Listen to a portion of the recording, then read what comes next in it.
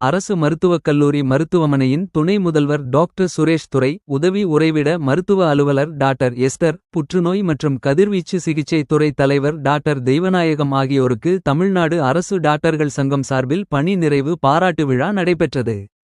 இந்த நிகழ்வுக்கு தமிழ்நாடு அரசு டாக்டர் சங்க நெல்லை மாவட்ட தலைவர் டாக்டர் ராஜா தலைமை தாங்கினார். செயலாளர் டாக்டர் ராஜேஷ் வரவேற்று பேசினார். சங்க மாவட்ட துணைத் தலைவர் டாக்டர் சிவசுப்பிரமணியன், தமிழ்நாடு மருத்துவ கல்வி இயக்க பிரிவு செயலாளர் டாக்டர் வினோதன், துணைத் தலைவர் டாக்டர் அருணாச்சலம், பொருளாளர் டாக்டர் ரவி, தமிழ்நாடு மருத்துவ சேவை பிரிவு செயலாளர் டாக்டர் இளையராஜா, பொது சுகாதார பிரிவு துணைத் தலைவர் டாக்டர் அஷ்ரப், செயலாளர் கோலப்பன், டாக்டர் ராமசுப்பிரமணியன் ஆகியோர் பணி நிறைவை பெறும் மருத்துவர்களை பாராட்டி பேசினர்.